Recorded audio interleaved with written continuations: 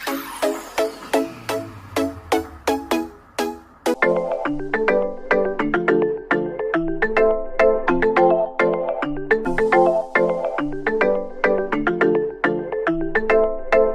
children, how are you? Welcome to the Mastermind School at Home program. Welcome to the online physics class. I know very well that today's topic is going to be very interesting for you all, because it is about magnets. Do you all play with magnets? Yes, actually the magnets are very much fun to play with, right? So today's topic is going to be the fun with the magnets. In this topic, we will discuss about the magnets and the properties of the magnets. You might have seen that small pin holder which is kept on your principal's table or in your accountant's office. The pin holder attracts the pins, right? You might have seen lot many pins are attached to the pin holder. Why? What is there in the cap of the pin holder which is able to attract all the pins? What is there in it? Or you might have seen those small metal stickers attached to your iron safe or fixed on the door of your refrigerator. What is there in those metal stickers which is making them stuck to the iron doors? What is it? Children, we all know that there are magnets in it. Magnets attract certain substances.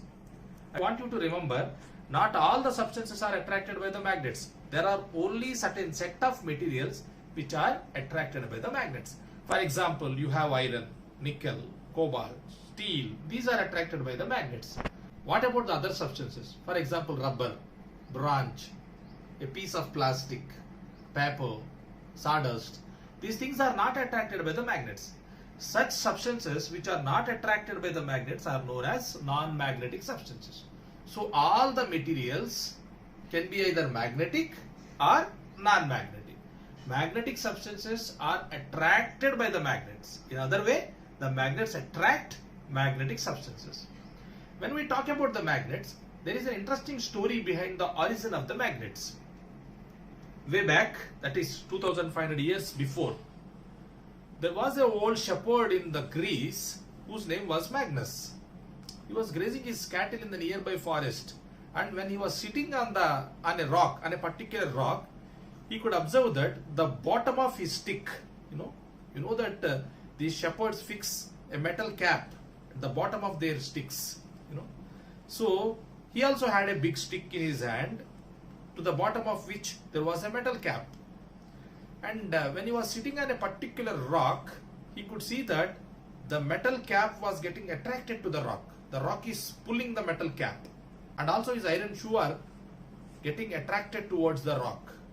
It is happening only with that particular rocks. When he sits on the other rock and tries the same thing, this is not happening. He thought it was some kind of magic. Later, the rock which was attracting the metal cap was named magnetite, after the name of that old shepherd who could find it for the first time. So lodestone, actually. It was a natural magnet. The magnets can be of two types.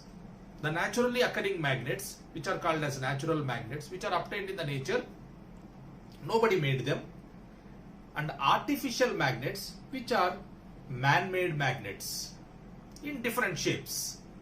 Artificial magnets can be of different shapes, like you have bar magnet, you have a horseshoe magnet, you have a disc magnet, you have a ring magnet. There are different types of magnets, in different shapes. Magnet has certain properties.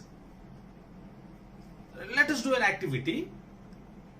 Take a piece of paper and sprinkle some iron fillings on the piece of paper and spread all these iron fillings uniformly. And bring a bar magnet and roll the bar magnet over the iron fillings.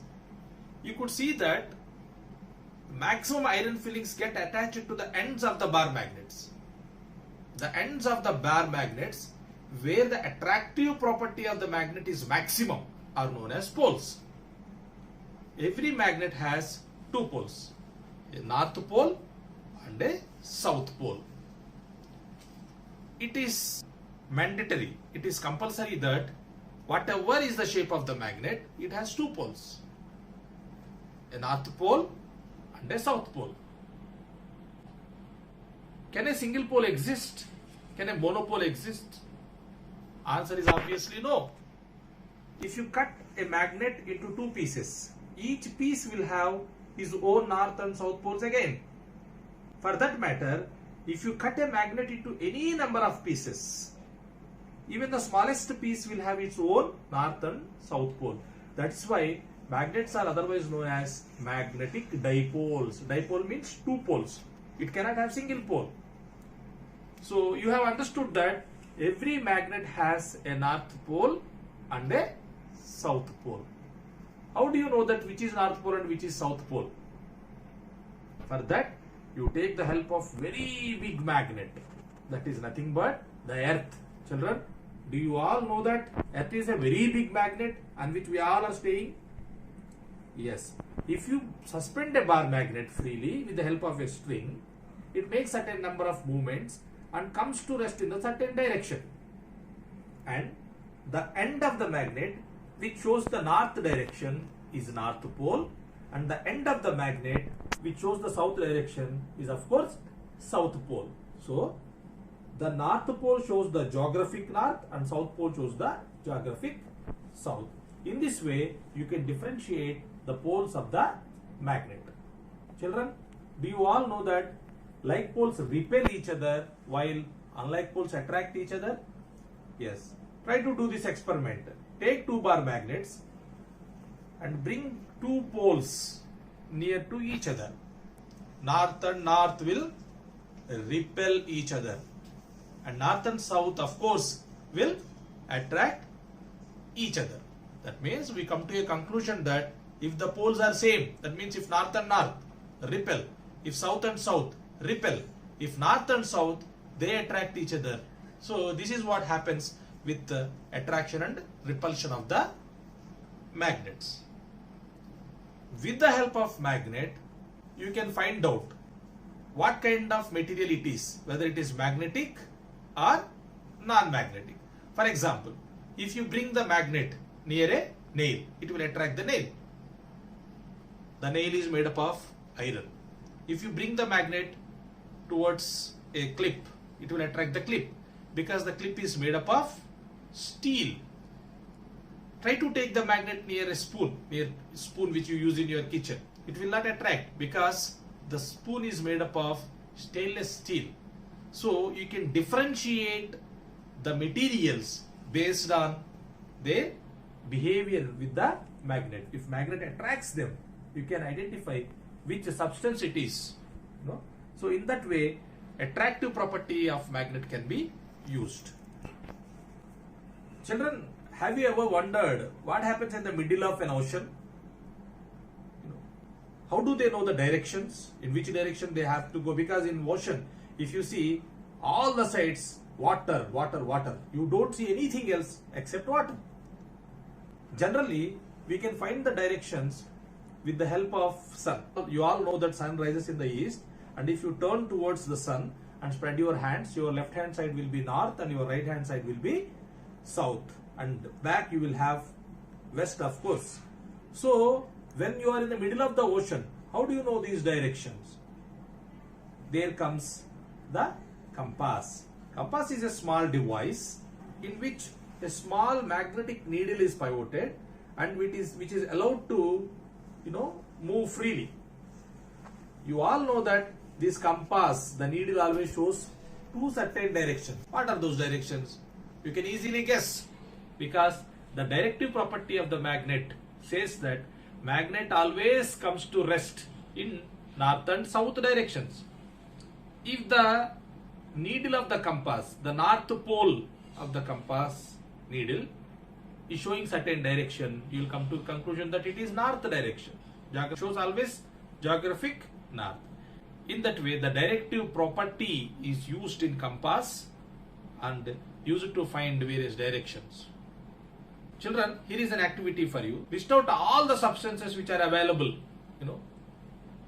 The clip, the metal clip, or an iron pin, or a bronze key, or a piece of rubber, or your sharpener. List out all the substances and test which of these substances are attracted by the magnet which of these substances are not attracted by the magnet, and make a list of all magnetic substances and non-magnetic substances. Okay. What happens when you bring a magnet near a nail? Actually, when you bring a magnetic substance near a magnet, the magnet induces certain amount of magnetism into the magnetic substance.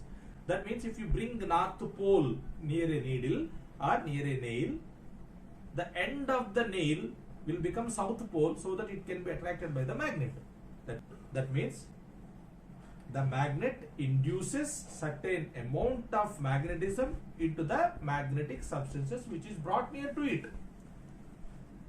This is known as induction.